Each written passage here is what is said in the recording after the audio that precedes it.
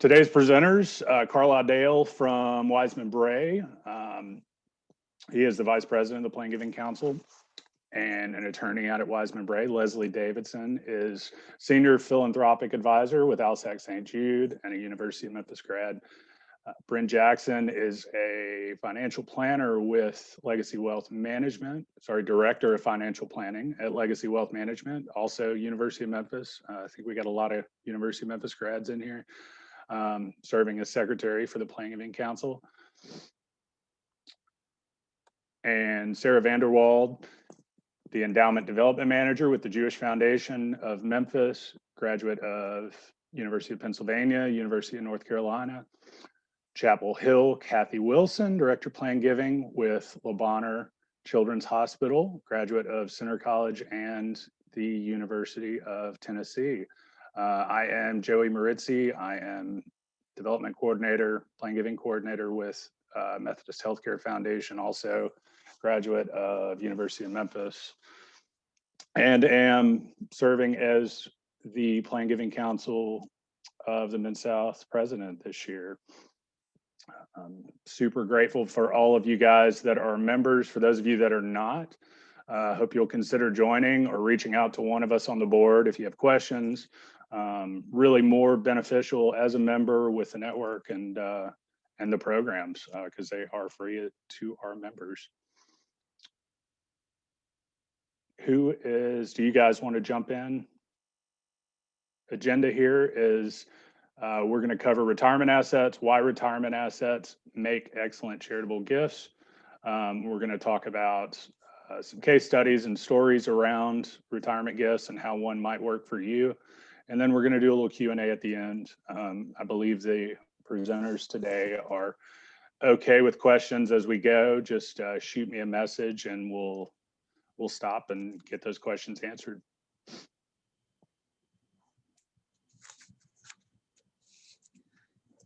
All right, so first, before we talk about the things that we can do with retirement assets, we thought it might make sense to just define what are retirement accounts, what accounts do we need to be looking for or talking to donors about, and talking about some of the unique things that we can do in terms of facilitating charitable gifts. So at its core, a retirement account is simply a tax-advantaged investment account that people can use to save for retirement. So pretty simple definition, but there's a lot of nuances in retirement accounts. And so we're gonna just scratch the surface here, talking about some of the basic types of accounts. So two big headings under retirement accounts are really employer-sponsored 401 retirement accounts, and then separately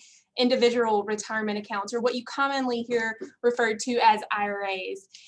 Employer-sponsored accounts, really think of these accounts as just being connected to an employer. They're typically the 401ks, 403bs. The 403b is usually the nonprofit. Simple way to define that is more the nonprofit version of a 401k. And so these are ERISA protected plans. People name a beneficiary of these, and through payroll deduction, a lot of times employers will have matches. They start saving for retirement over the course of their working year. So accumulating dollars into these plans. Now 401ks and 403bs can have Roth options, which are after-tax options, and they can also have and are more generally thought of to have the more traditional options where it's pre-tax savings that's going in. And we can get into details a little bit more. The second heading, the individual retirement accounts, there's many different types of IRAs, and I'm going to highlight what those are here. And then we're going to talk about the ones that will be most relevant in terms of charitable giving for some unique strategies. So the types of retirement accounts, the traditional IRA, which is probably the one that most people think of.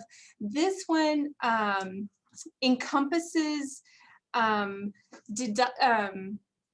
contributions that are made on a pre-tax basis. So what that means is someone makes a contribution into this IRA and they get a corresponding tax deduction for that on an annual basis. There are limits on how much you can contribute annually into a traditional IRA. There are limits on when you can add those in from an income perspective and the amount that you can annually contribute. But the contributions and the earnings, they grow on a tax deferred basis, meaning you're not taxed on those contributions until you withdraw it later down the line in retirement. A Roth IRA is another type of retirement asset that you frequently hear about, and these contributions are made annually with dollars that have already been taxed. So the person is paying taxes at their current tax bracket while they're working, and then putting those dollars into the Roth IRA where they are never taxed again, even down the line in their retirement years when they withdraw them. So the earnings grow tax-free and the money is pulled out in retirement tax-free. The next type of IRA is a rollover IRA, and really rollover IRAs look a lot like traditional IRAs, except that the assets have moved from an employer-sponsored plan, a 401k or 403b, and have been rolled out of that plan that's usually tied to an employer and deposited into this rollover IRA.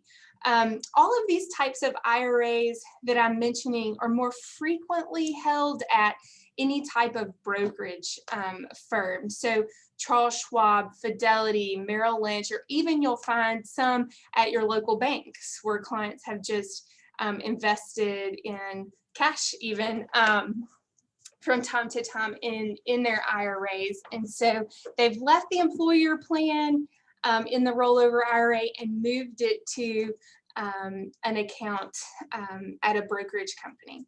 Other type of IRAs that you'll hear out there in the marketplace are SEP IRAs, simple IRAs, inherited IRAs, where you have received those dollars from someone else. Maybe I had a parent that passed away and I received their rollover IRA. When I receive it, it is now an inherited IRA.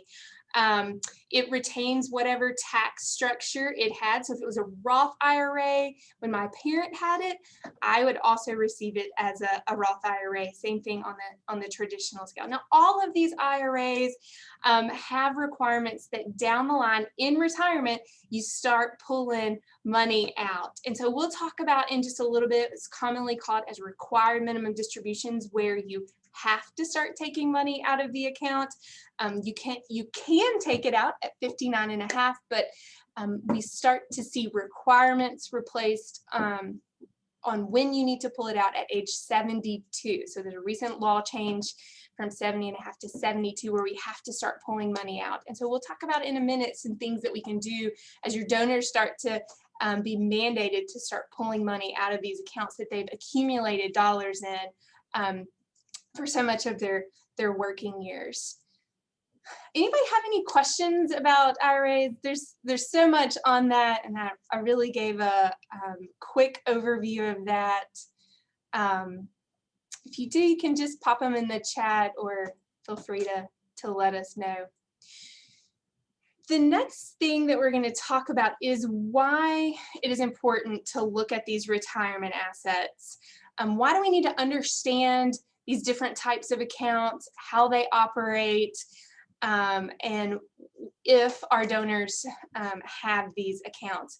One main reason is that this is often the largest bucket of assets that your donor has accumulated. Not always, but a lot of times clients or donors will just set that for payroll contributions, and they'll just accumulate money in these accounts over 30 years while they're working.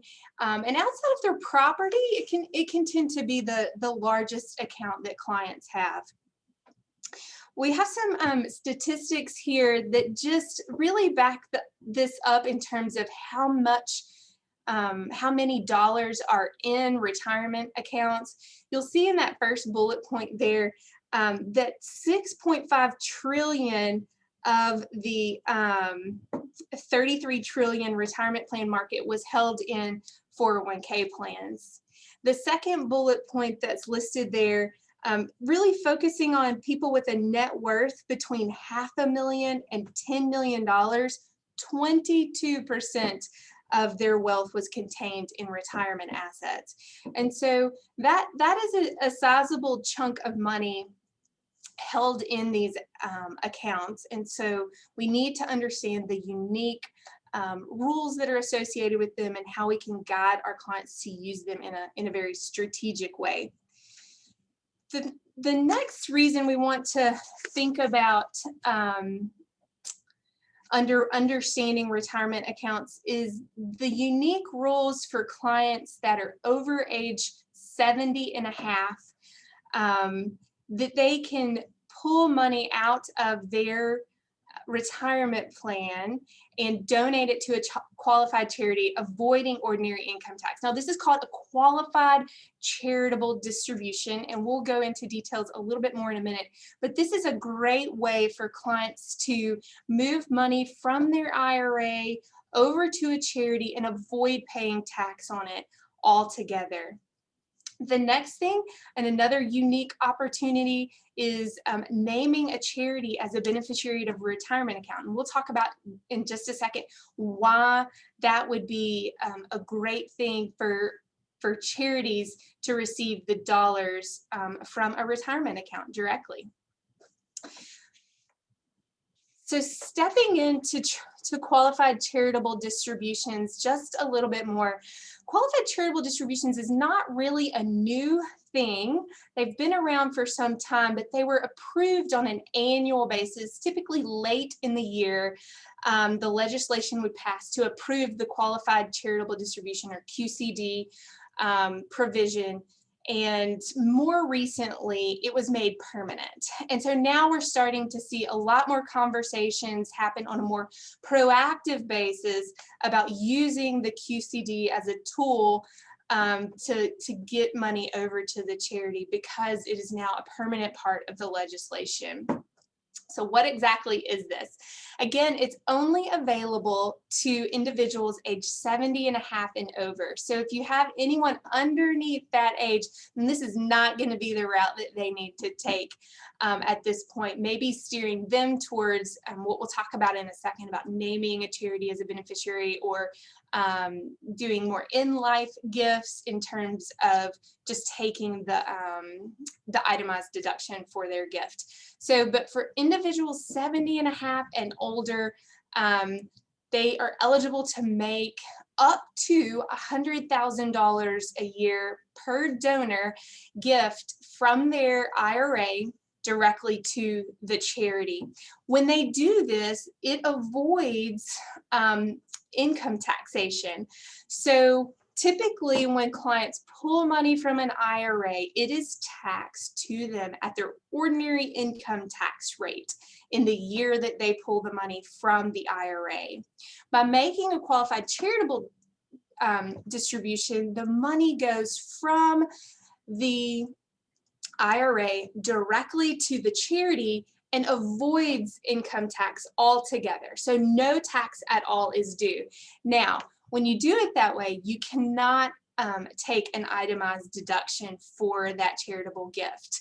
So that's just an important thing to remember. But generally speaking, it is better off to avoid paying tax on that amount altogether versus taking the itemized deduction. Now, I've mentioned a couple of times that the gift has to go directly from the IRA, the traditional IRA or the rollover IRA, directly to the charity. So it cannot go to the client or the donor and then directly to, and then pay it to the charity. I had a client call just yesterday and say, can I put my charitable gift on my credit card and then pull the money and pay myself back from the IRA? And I said, no, that doesn't count. It's not the same thing. You cannot do that. It has to go directly to the charity. Now you can have your brokers, say Charles Schwab or Fidelity, send this money directly for you, or a lot of these brokers now are setting up checkbooks.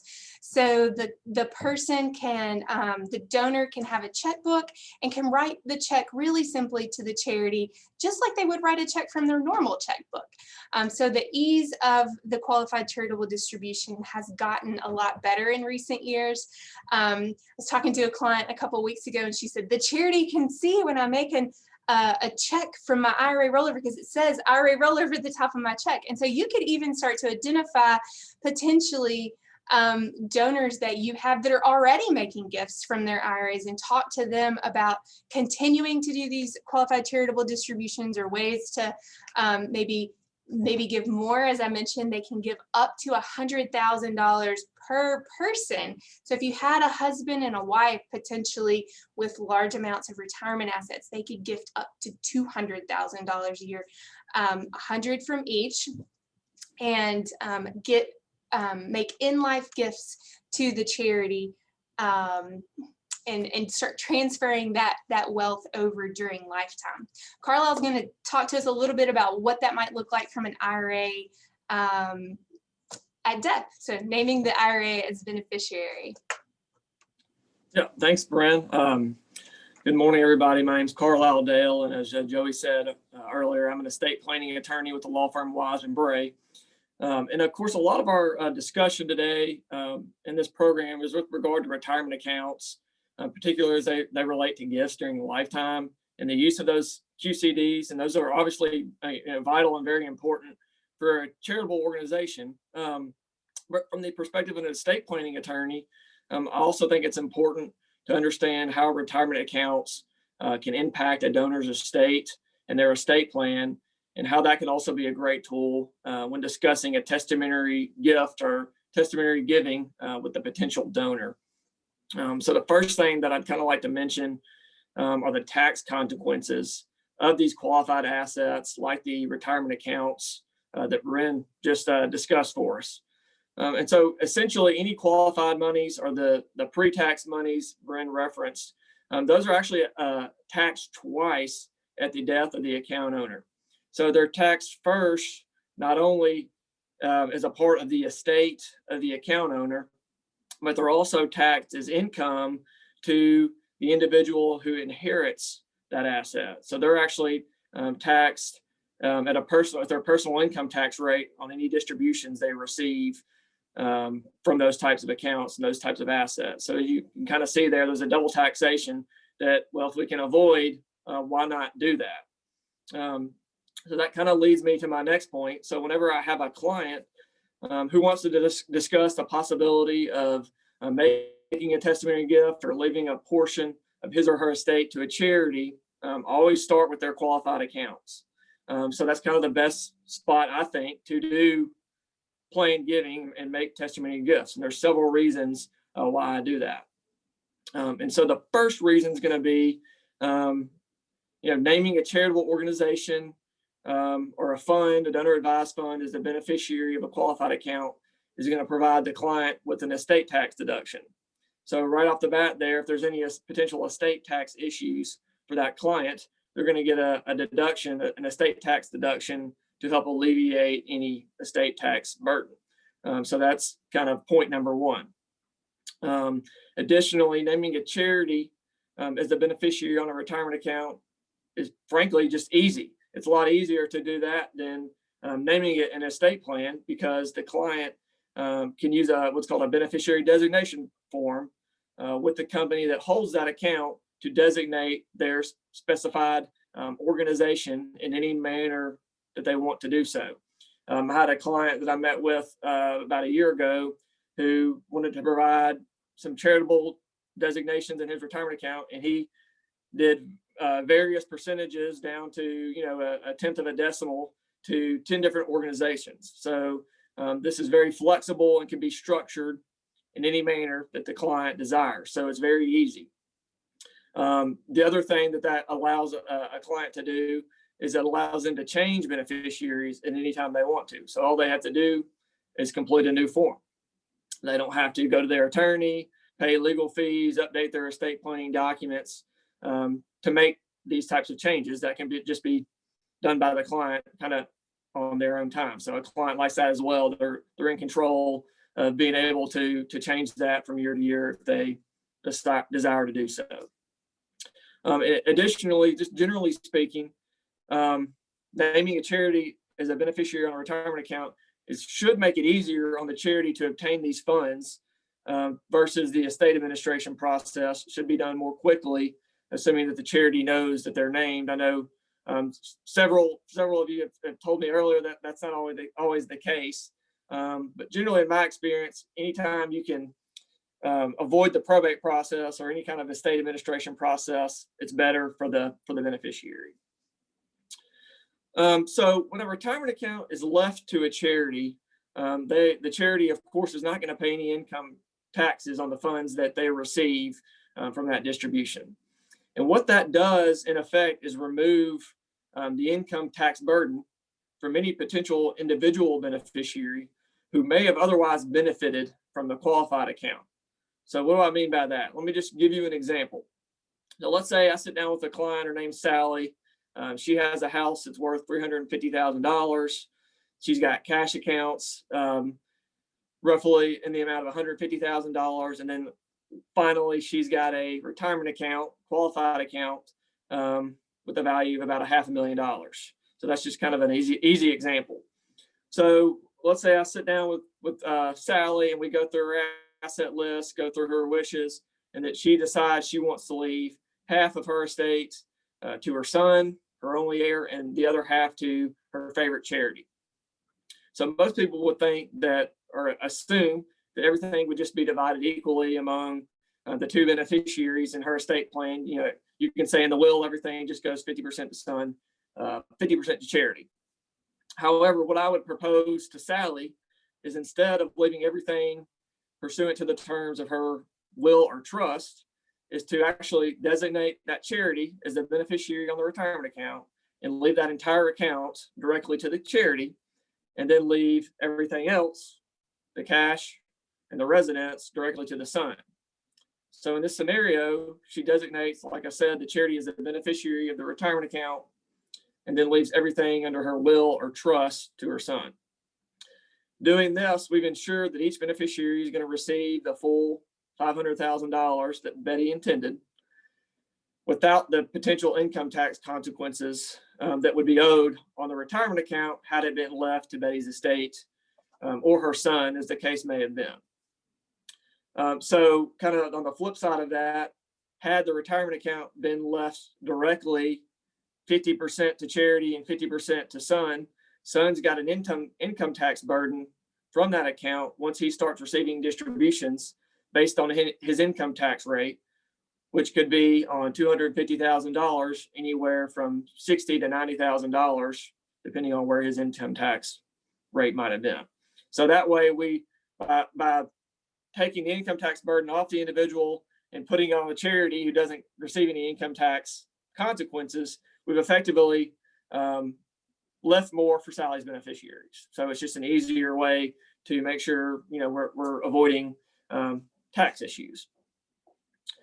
So also, you know, as a part of my discussion today, I wanted to briefly touch on recent tax law developments. There's been several significant changes over the last 2 years or so, and there may be more coming down the pike. But the recent changes have caused many charitable organizations and practitioners really to be worried about the potential negative effects of the Tax Cuts and Jobs Act on planned giving, because this recent change in the law increased the standard deduction and also cut tax rates, income tax rates. So many practitioners thought, you know, from a tax perspective, that kind of took away the incentive for charitable giving, because you really don't need an income tax deduction anymore because you got a high standard deduction and low income tax rates. But from my perspective, I've seen, because of, you know, based on these changes, that's not really the case. There's been other changes, one being the Secure Act as the most significant. That substantially caused a greater use for retirement accounts being designated to charities as well. Because what the Secure Act did was essentially changed the law regarding inherited retirement accounts. So under the traditional law, the beneficiary of an inherited retirement account could take the distributions from those accounts, which again are income taxable to that beneficiary, and stretch those distributions out over their life expectancy. So that could have been, 30 or 40 years or more, depending on the age of the beneficiary. Well, the Secure Act shrank the time within which a beneficiary has to take distributions to 10 years or less. And so all that essentially does is accelerate the income tax consequences of those accounts so that more income taxes are paid to the government more quickly. And so that's, again, gives a greater incentive, I think, to leave those types of assets to charitable organizations. So I think that's there's a lot of potential there to convince clients to leave those types of assets to your organization. And so kind of, I guess the last thing that I also want to mention are potential changes under the Biden administration. So there's been two that I've noticed recently that would cause significant changes to the estate and income tax landscape. So the first being obviously the reduction of the estate tax. So right now, the current estate tax exemption amount is $11.7 million, meaning that you can, a donor or an individual or client can leave assets to beneficiaries up to that amount without incurring any estate tax. We're thinking that this exemption amount, it's set to sunset in 2026 to about 5 million anyways. We think that might be sped up to where next year it goes back down to that $5 million threshold. So you're going to have a lot more estates that are going to be subject to estate tax. So again, that's just a kind of another possible scenario where charitable giving might be important. And then the other issue that we've noticed is the loss in what's called a step up in basis at a decedent's death. So generally speaking, any assets that somebody owns when they pass away get a step up in basis. So if their beneficiaries go to sell those assets, they don't incur any capital gains tax on the sale of that asset. And so what that does, again, is just allow them to sell and liquidate assets without incurring taxes.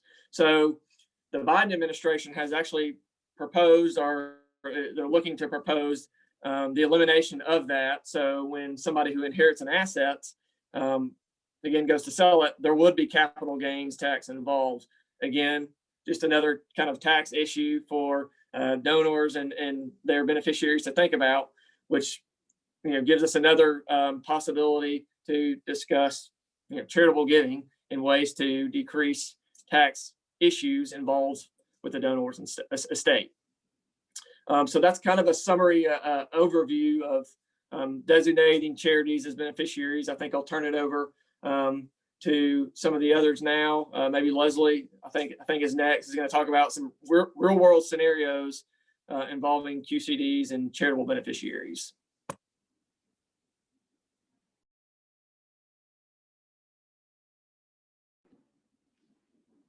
Thank you, Carlisle. It's good to be with everybody today. Can you hear me? Hope that's all right. When I first started in gift planning, we called it planned giving back in the 70s. And Bob Sharp Sr. actually said, he was so ahead of his time. Now, this isn't Robert, this is his father who founded the company. And he said that always look at the retirement plan for giving, because it is the biggest giving pot that the donor may or may not need. And so I really focused on that a lot during my career in gift planning. I'm going to talk about a couple of donors who have planned for legacy distributions. They've made us, assigned us as a beneficiary of their retirement accounts. And as Carlisle and Brienne both talked about, especially Carlisle, this is really one of the most wonderful and beautiful ways for a donor to take an asset and just do amazing things with it and allow their family, if they have family, to use other assets when they're gone. The first person I'm going to talk about does not have children.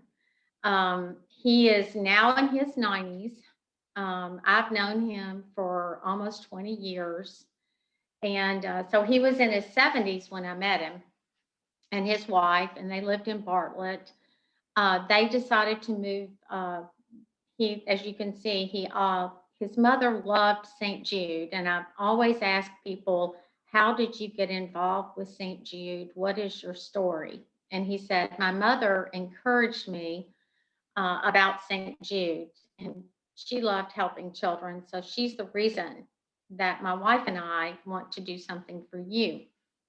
They started out giving charitable gift annuities. And those were their first gifts, not really outright gifts. They really, he's a very savvy person and worked in Michigan in the auto industry, and then moved to Memphis. I guess he wanted a warmer climate, he told me. So when they moved here, they looked at their income, and so they were looking at charitable gift annuities. And he's actually done close to $600,000 worth of charitable gift annuities since I've known him. But some time ago, it's been about maybe 4 years, 5 years, his wife passed away. And when she passed away, he said, Leslie, I want to talk to you about my retirement account. I need to do some planning. And I said, we talked about the fact that that was a wonderful way to simply assign a beneficiary form, fill out a beneficiary form and assign it to St. Jude. And he said, let me come back another day and we'll talk about it. So when I came back, we sat down and we talked about what he had, the assets he held. And there's several accounts that he had actually, he's very savvy, as I said, and he actually had several different retirement accounts or funds that he needed to assign a beneficiary to, because he doesn't have any heirs. And he has, I think, a couple of nieces, but no one who's close to him. And he wanted to leave it to St. Jude. So he requested his beneficiary form, and I went and gave him our legal name, our tax ID number. I provided all of the details of the legal department with our address and phone number. I even, and then I told him once he had done it, if he would like to, it would be great for us to have a copy of the beneficiary form and the account that it was assigned to. And so he worked with these various companies that he has been putting money into all of these years through retirement and even after retirement. And now we have on file those forms and also his personal representative who is managing his estate, will manage his estate in the future. And it's become $1 million. It has turned into $1 million. When I first started working with him, it was around $600,000.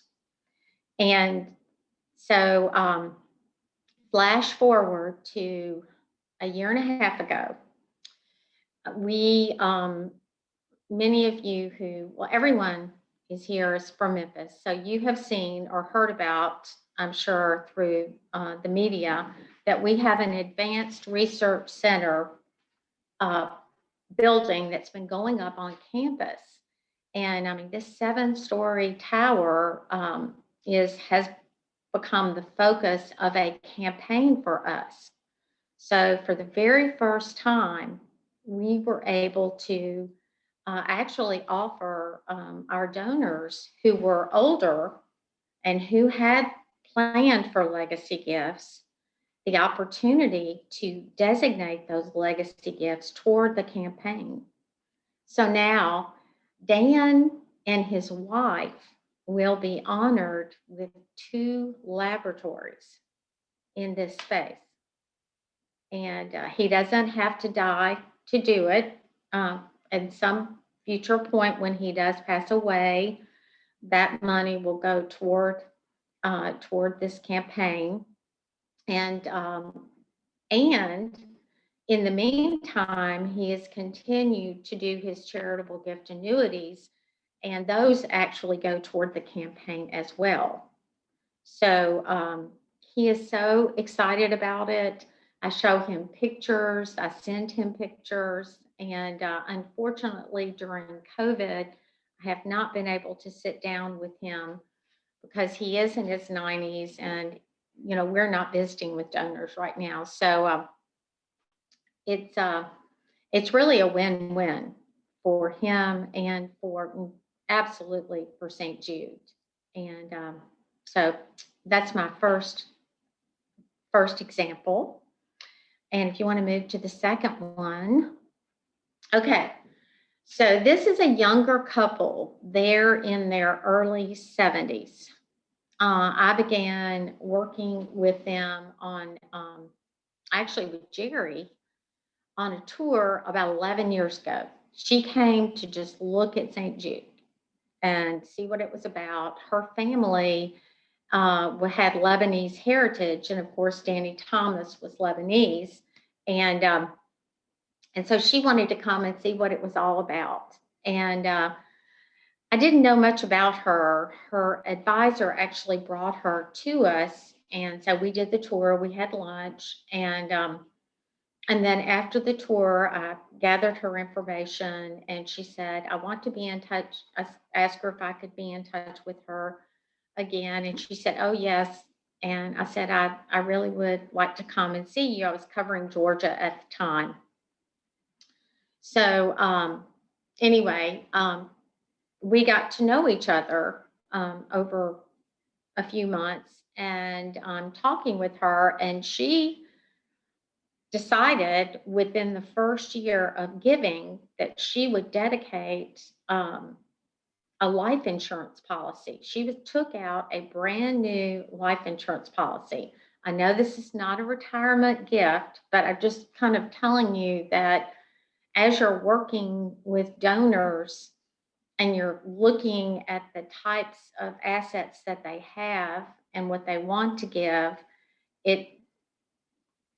timing is everything.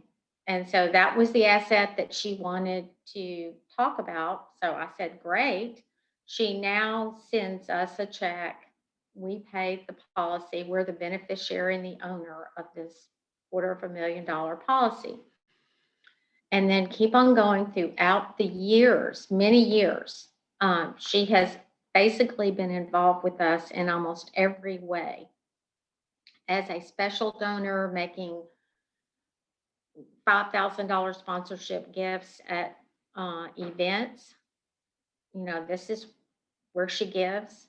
And then finally, after I had known Jerry for about maybe 6 or 7 years, we were talking, and she said, Leslie, I just wanted you to know that I've made you the beneficiary of my retirement account. And I said, oh my goodness, this is amazing. And she said, I wanted to do something special. And, I don't have children. My husband does. It's a second marriage for him. And she said, I just wanted to do this for the kids. Now, this is after much cultivation and many years of getting to know each other, and her being at St. Jude many times and being very heavily engaged with us. And so I was floored. This was actually Again, I gave her all of the information that she needed, which is on the example and that we talked about with Dan. And so 3 years later, 4 years later, we had this campaign. And I'll never forget it. It was a year ago in December. I'm taking her and a group of people on a tour, and she had not seen the Advanced Research Center, which was, coming up out of the ground. And we walked out the back steps, and I turned to her and I said, Jerry, you know that retirement plan that you talked to me about years ago for St. Jude? And she said, yes. And I said, you realize, she's in her 70s now. And she said, you realize that you can actually designate that toward this campaign, and it can go toward a lab, a couple of labs in your names. And I said, if you would like to do that. And she said, oh, I want to do it. How do I do it? Right there. And I was like, oh my goodness. And she said, what I've got to tell you, and this is the rest of the story. She said, that plan is now worth $5 million. So I'm standing there going, oh my gosh, from 1 million to 5 million. You remember what Brienne said about the assets in retirement accounts growing and getting to be so large. So it is literally one of the largest campaign gifts that we have. Part of it's a future gift. So the second part of her gift, which is really exciting, all of it's exciting, but we call these, everyone calls them blended gifts. So she's done a retirement, her retirement account. She has a $250,000 life insurance policy, and every year she committed to giving her required minimum distribution from her retirement account, which is $100,000. That's part of it. And so each year we get that additional extra gift while the retirement plan is still growing for the future. And so anyhow, this was used to pay off a pledge, is being used to pay off a pledge for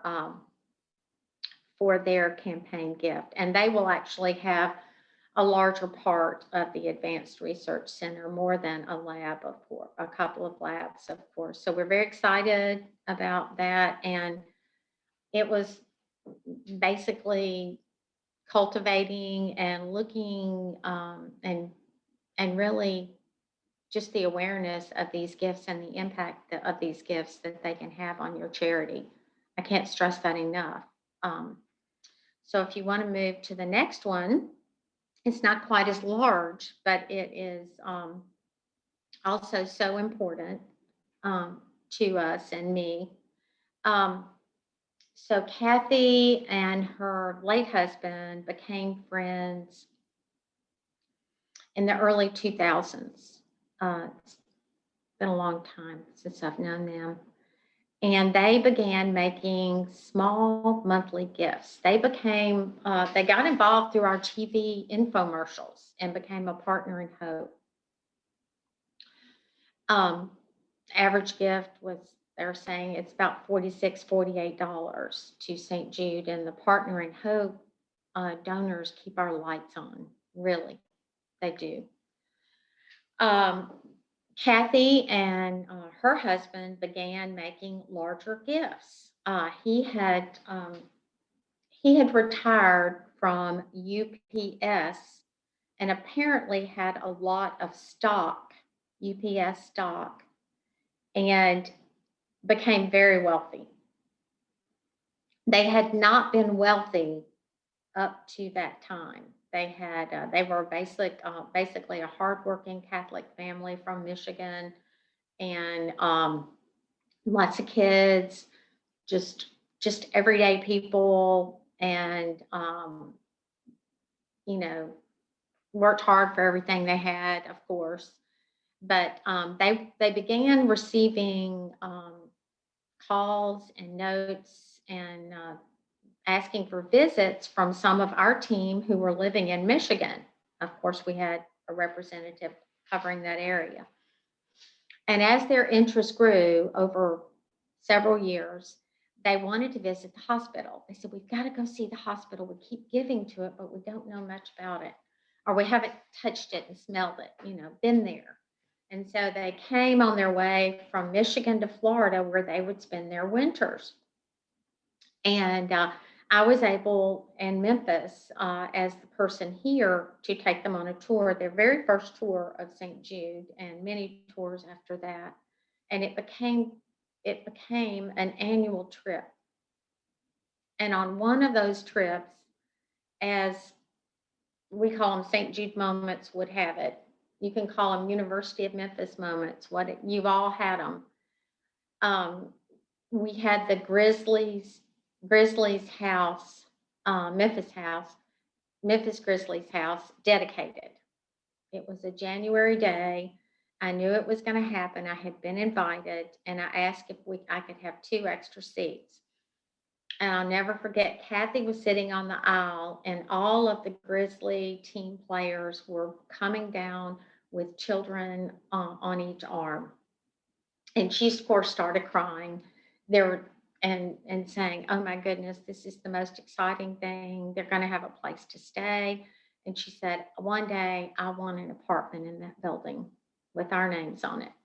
And I remember thinking, well, we can make that happen. I'm not going to forget that.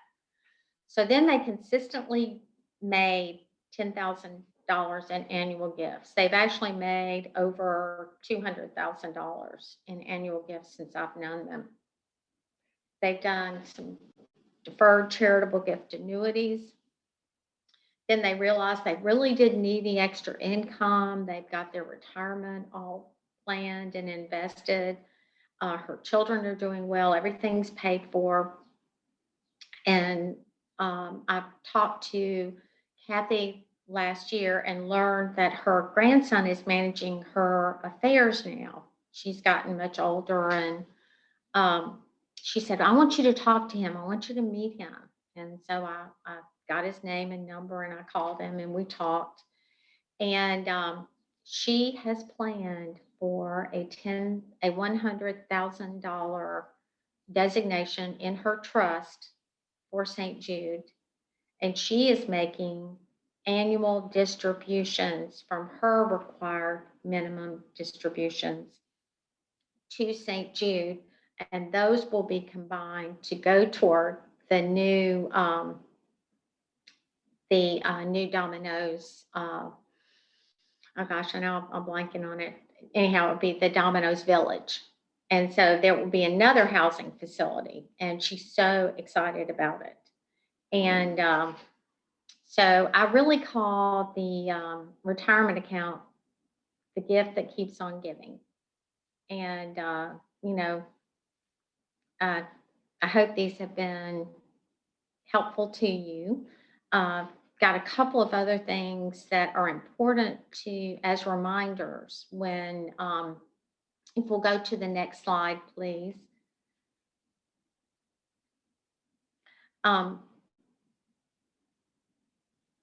Making a charity a beneficiary is not hard, difficult. You've heard Carlisle talk about that. It is much easier than going and having a will drafted.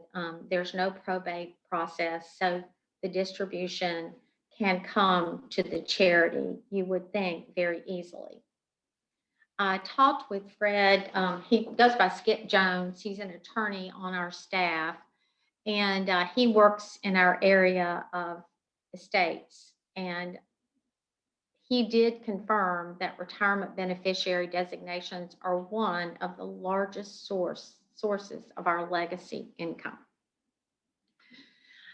He did say that a few of the important ways to make sure that these gifts arrive to your organizations once a donor has designated you as a beneficiary in a timely manner and intact were: being diligent by providing your organization's legal name, the tax ID number, your address, the phone number, and the department to notify. And it is really wonderful if you can have a name of a person like Fred Jones for them to notify as well. You should know the name of the institution that you are named on as beneficiary, their address, and the name and phone number of the personal representative who is managing their estate, or if you have someone at that institution that they're working with. He said that one of the hardest things for us is actually getting a death certificate.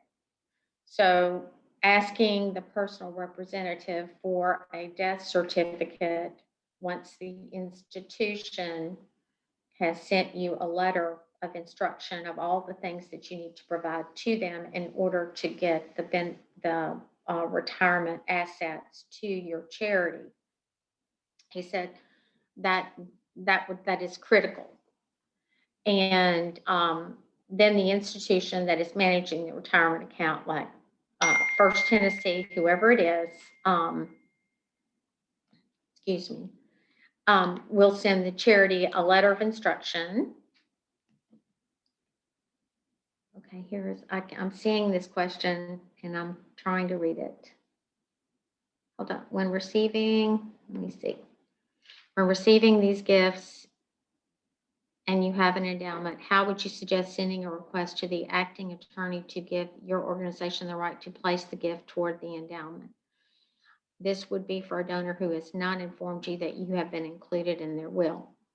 So I have not asked an attorney to give us the right to place the gift towards endowment. You usually have to, I'm going to let Carlisle and Brienne and maybe Kathy respond to this, but because I'm not an attorney. Most of the people on this call that are leading the session. And Leslie, I can speak to that real quick if you want me to. I would love for you to. So I think what you're asking is, so for an endowment gift, it really needs to be restricted by the donor. And so if you get a legacy gift that comes in where the donor didn't tell you where to put it, your accountant is going to tell you it can't go in the true endowment because the donor didn't put the restriction on that. What we've done at LeBonner, we still put that in our endowment. It's a quasi endowment. It's an endowment directed by our board. So I think you just need to talk to your attorney, your accountant, and figure out that. I don't think, my understanding is the donor themselves have to direct it. So I'm not sure, and Carla, you can correct me whether the personal representative could make that, but there's a workaround and it's called a quasi endowment, and you can do some research on that. And that's how we have done that here, because all our legacy gifts do go into what we call our legacy fund, which is part of our endowment. Yes. Yeah, and Kathy, just to kind of piggyback on your answer, we generally defer to the organization in terms of what they'll do with the funds. But when we're sitting down with the client and putting that in their estate plan or putting it on the retirement beneficiary designation, we always tell them to be as specific as possible with regard to what they want done with the funds, so it goes to whatever portion of that organization that they're whatever they want to accomplish gets accomplished. That's the easiest way to do it. Wonderful. Thank y'all both so much. Finally, the one last point I wanted to make was when the institution sends you a letter of instruction, your organization, one of the things that all of us who are leading this session and working on this session we're talking about is they will ask for someone's social security, the social security number of either your board or different people. And what we've done, what LeBonner, I've talked with Kathy about this, is we have designated one person, Sarah Hall, who's our chief legal counsel, and she releases her personal information to the institution that is managing the retirement asset. So that is that's worked for us. And I thought that was very important to share with you. Thank you, Leslie. I think if we can go to the next slide, just to piggyback on what Leslie just talked about. So there can be, it can be a little complicated sometimes to collect these assets. And so the National CGP group has been working on this. They've created a RIFT project database, which is Release IRA Funds Timely project. Johnny Hayes, who's very well known in this area, has been working on this. And if you get a beneficiary designation, you find out that your donor's deceased, and let's say Schwab is the holder of the account, you can go onto this RIF database and they will give you the information about what other groups have found helpful. For Schwab, for example, there's a specific letter to use. You can also add your own experiences to help other charities. We got a gift last year and it went very smoothly. And it was through Raymond James, and nobody had submitted Raymond James to the database yet. So I was able to say, this is the form we had to use. It was really simple. So if you're having any issues collecting those funds, Leslie and I were talking yesterday, I think one thing I found is that you get information that says you've been named as a beneficiary, but they don't tell you if it's $1.65 or if it's $165,000. So you really go through all this process without really knowing exactly what the gift's going to be if it's a donor you didn't have contact with before. So that's all on the collecting the beneficiary designations. And if we can go to the next slide, I'll talk about getting some current gifts using retirement assets. So Leslie gave some great examples of beneficiary designation, some of which talked about lifetime gifts, and mine's going to be similar to that. The first person I want to talk about is Phyllis. That is obviously not a picture of Phyllis, but if you wanted to picture Phyllis in your mind, that would be a perfect person to picture. She is absolutely wonderful. She's widowed. She's in her late 70s. She's a retiree, and she loves to support various charities in Memphis. And she loves to be really involved and reads the newspaper every day and will call me about a story that she read about. So she's a wonderful donor. And she was actually reading a magazine, this was before I met her, and learned about how to make a QCD. So as Bryn said, that's a qualified charitable distribution. Some of your donors may talk about a charitable IRA rollover. That's a term that gets thrown around sometimes. And so she read about it and thought it was the best thing she'd ever heard about, because she didn't need her required minimum distribution. Like Bryn was talking about, she's not going to itemize her deductions. You think about a lot of your older donors, maybe they've moved to assisted living, so they don't even, they don't have a real estate tax exemption, or if they still live in their house, they paid off their mortgage. And so they're not going to be able to itemize their deductions. And not that that's why people give, but that is an incentive for some people to give. And so using her QCD, she is able to give a gift. She doesn't itemize, she doesn't get a deduction, but the amount that she gives to the charity does not get included in her income. And for her, she wants to continue to make annual gifts to charity as in her retirement. And so this is a great bucket of money for her to use to do that and for her to continue to be involved. And I think, Leslie had some great stories about donors she's really gotten to know and cultivate over the years. A lot of your annual gift type donors, and this would be the majority of QCDs that Lavana receives. They are not large gifts. We had one lady who was so sweet. She was sending us $10 a month, and she called and said now she could start using a QCD. So she was going to send us $120 a year as a QCD payment. And so these are a lot of and these are great gifts for us, but they're also great gifts for these donors. So I think for this group, it's really about education. It's about, if your donor database sorts people by age, if you've got emails, sending out an email blast to people who are 70 and a half and older saying, hey, or who will turn 70 and a half that year, saying, hey, have you heard about this great way to give? Or do the same thing, but with direct mail. Or if you've got a magazine or a newsletter. I did a newsletter article and I had a cake that had a 70 and a half birthday candle on it. Just ways to draw attention to donors, because you really are helping that. You're helping your organization, but you're helping them also because they may not know about the way to do this. And if you aren't sure about how to do that, how to do the email blast, how to do an article, there are a lot of plan giving marketing providers who can help. And so feel free to reach out to me. I can give you names of who we've worked with, but there are lots of groups that would absolutely love to have your business and would love to help you with that type of direct mail or email blast. But I think with this type of annual gift, which can be so important for organizations, just educating donors that this is out here. I'll tell Phyllis, if you wanted Phyllis to come talk to your group, she is a huge believer in QCDs and thinks everybody needs to be doing them. And you've probably got people in your organization that are like that too. So if we can go to the next slide. These are, we're going to talk about two people, we'll call them Betty and Bobby. This is a little bit different. They are, I would put them more in the major gift category. They were starting their estate plan and they had great advisors who told them, hey, if you want to include charitable giving in your estate plan, use retirement assets. Those are the best assets for you to give. They do have children, but their children are self-sufficient and they didn't feel like their children would need their retirement assets. So they came and toured Le Bonheur, enjoyed what they saw, were really touched by our programs, and named us as a beneficiary of their retirement account. This was a little bit different in that they had not made a previous gift to Le Bonheur, and they, up until just recently, had not made any gifts to Le Bonheur other than this plan gift.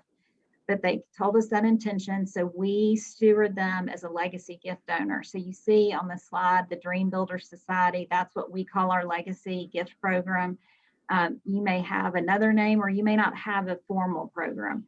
But I would encourage you when somebody tells you, hey, I've included you as a beneficiary, that you begin stewarding them, whether they've made current gifts or not. I think it's Eddie Thompson that says once somebody's left a planned gift to your organization, they've included you to the level of family. So we should treat them as family. So this couple, we had personal visits with them when our new president came on board. We made sure they met him when they were in town, included them on our mailing list. And through that, we learned that there was an opportunity they were really interested in, a program we were working on. So we went to them recently and said, we know you've included us as a beneficiary retirement account. We so appreciate that. We also know you're interested in this current program. Would you like to make some gifts from your retirement account to benefit this program? And we know that that means there will be less when we receive those beneficiary designations. Well, they were thrilled. And so that has meant that they're now going to be a major gift donor. And it works for both of them. Just like Phyllis, they don't need their retirement asset. They don't need their minimum distribution. But more than that, they get to see their dollars at work. And I think that's really important for your donors to be able to say, hey, I've helped contribute to that now. It doesn't increase their total commitment to the hospital. And so for some of your donors, that's important. This next donor we'll talk about is not as important, but for this donor, I think it was important that it didn't increase their total commitment, and then they'll receive the tax benefits. So on how do you reach donors like Betty and Bobby? I mean, I think that really is having a legacy society. And if you don't have a legacy society, just making sure that you are keeping in touch with those people. And I know it's hard. I have the benefit of being able to just work on planned gifts, but I know many of you are wearing many hats. And so you're trying to do the capital campaign and you're trying to do the day in and day out giving to keep the lights on. But these people can be so helpful, both long-term for organization, but also for current gifts. And so for a gift like this, it really was the personal ask. We'll go to the next slide. All right, so this is a couple who I love dearly. And I will say what I've learned doing planned giving is I love when somebody tells me they've left us in their will, but I don't want to see them go. So it's a bittersweet thing when they tell you that, because I say thank you and I hope we don't get your money for a really long time.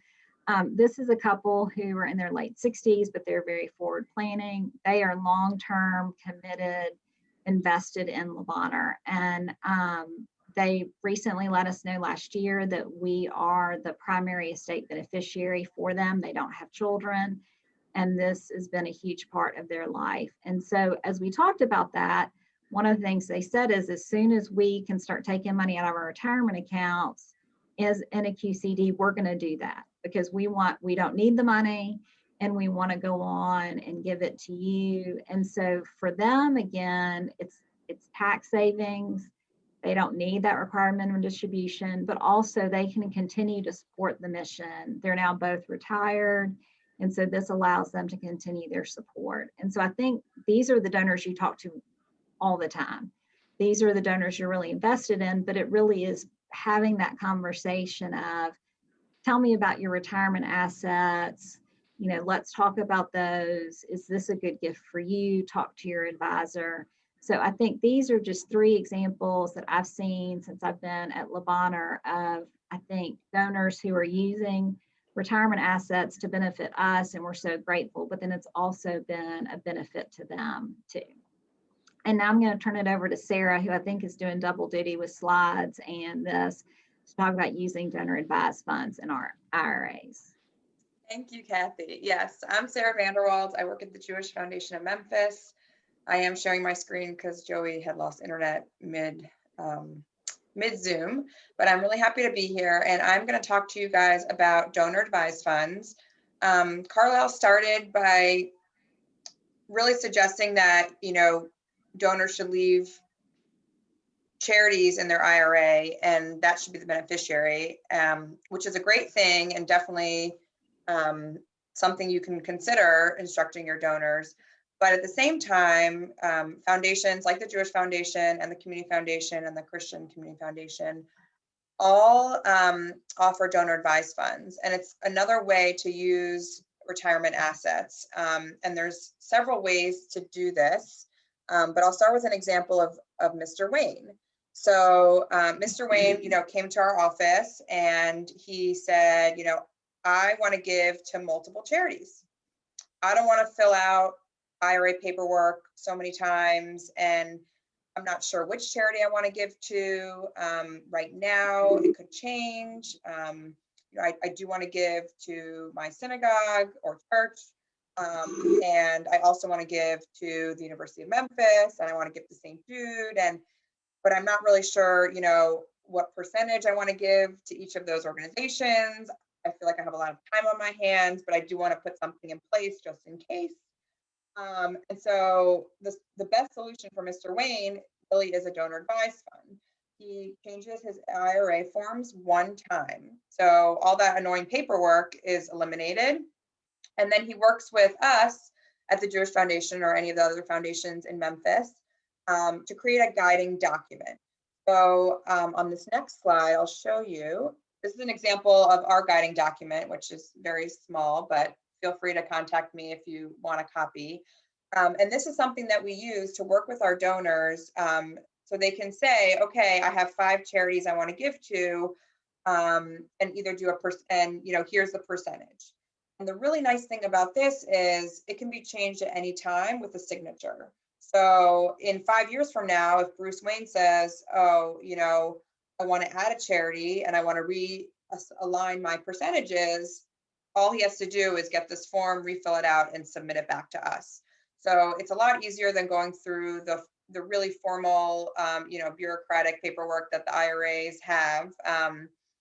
And it's also really helpful if you want to give to more than one charity.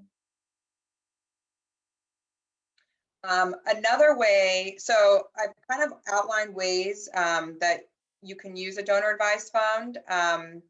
And so kind of in Mr. Wayne's example, the guiding document is almost like a pass-through, right? So he creates the donor advised fund. So at the time of his death, these charities will get their money. But there are other ways to use a donor advised fund. So I was going to go through it now. We have about 20 minutes, but I'll leave some time for questions. So another way is to create a donor advised fund, but have the beneficiary be your children or a future generation, you know, niece, nephew, whoever. And the money from the retirement fund goes into the donor advised fund, but the donor advised fund designates that, you know, Mr. Wayne's child, right, will continue the fund, and then the child will dictate, you know, what charities he or she wants to give to. So it's another way to continue sort of the concept of philanthropy to future generations, another nice way to use retirement assets. Another way through a donor advised fund is to use your retirement assets to create a designated fund.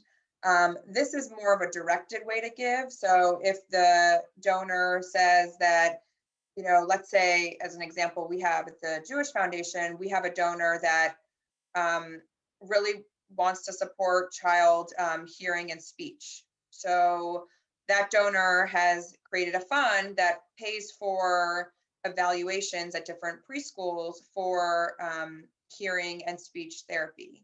And so that was designated at the time that the fund was created and cannot be changed, but it has the donor's wishes that are carried out.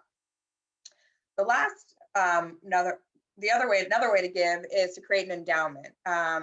And so that's where a certain percentage can be taken out every year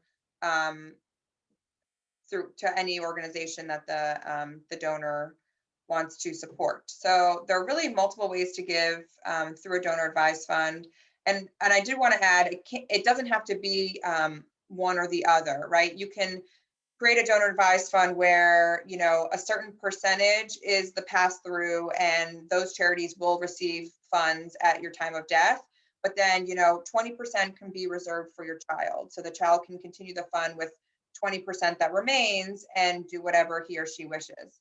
Same with, creating a designated fund. They can say, okay, $50,000 for the designated fund and the remaining will create a donor advised fund for my child. So there's multiple ways that a donor advised fund can be used, and it's really incredible the power that the donor advised fund has that a lot of donors don't know about. So I do recommend that if you are, at a nonprofit and you have a donor come to you, definitely suggest that they reach out to one of our local foundations. The next slide right here shows that, not just the Jewish Foundation of Memphis, we have the Community Foundation of Greater Memphis and the Christian Community Foundation, and all of these offer donor advised funds. I know our minimum, if you open one during your life, is $5,000 if you're over 40 and $2,500 if you're under 40.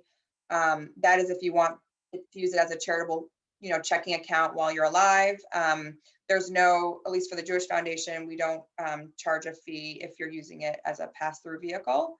So definitely come talk to us or, refer your donors. It's a great way to support your charities, and especially if you have donors that are very philanthropic and want to give to more than one. So that's all I have. Any questions for me or any of the other speakers today? While we're waiting on questions, I'll just say to Sarah, to her point, we have actually done, my husband and I have done our charitable giving through our DAF, and I love it because we really have done all the things. We set up a DAF for our kids, we reserve for this charity, and so it's really, and I find it great because it is as easy. It's just going back to my DAF provider, and I've only had to update my IRA forms once. So I think that's great to talk to your clients about, your donors, especially if they support you and several charities, to say, have you thought about using a DAF? And I think our local providers are great. So I'll just throw that in too.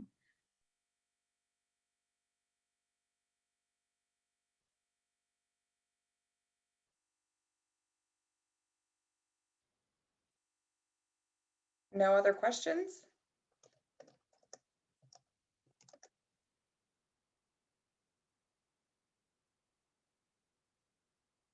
Do you want to go to the next slide? I think there's some more contact information.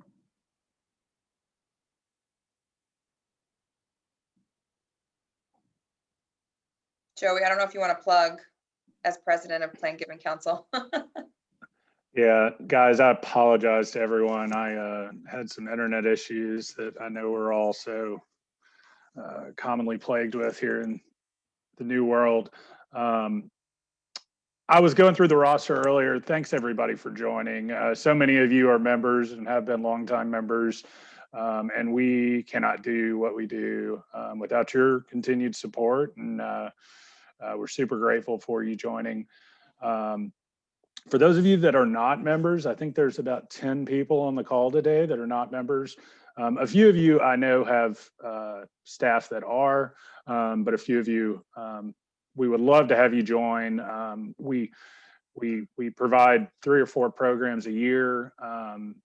Hopefully, again, we get away from virtual. I think we're going to have Dr. Russell James here in early May.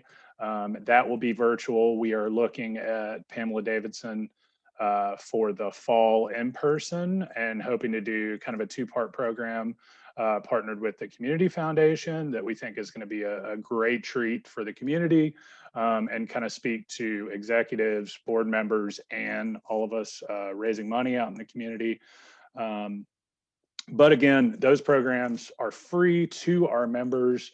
And then in the fall or around Christmas each year, we have the Community Foundation Conference. What is it called? I'm drawing a blank here. Allied Professionals. Allied Professionals Conference every year that you also get access to. I think it's $100 to attend that one. And then traditionally we take members to lunch following that. So the benefits far outweigh that minimum $125 a year for the local membership.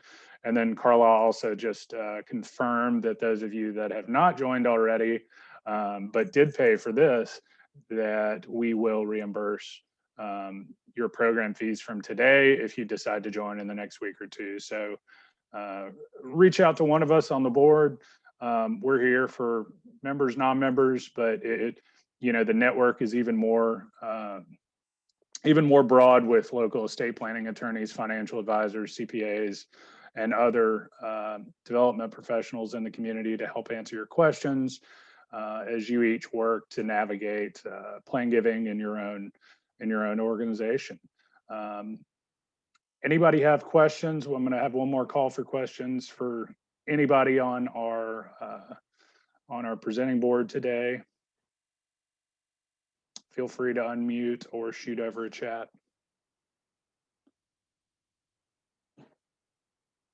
If there are no questions, then we will call it. Thank you all.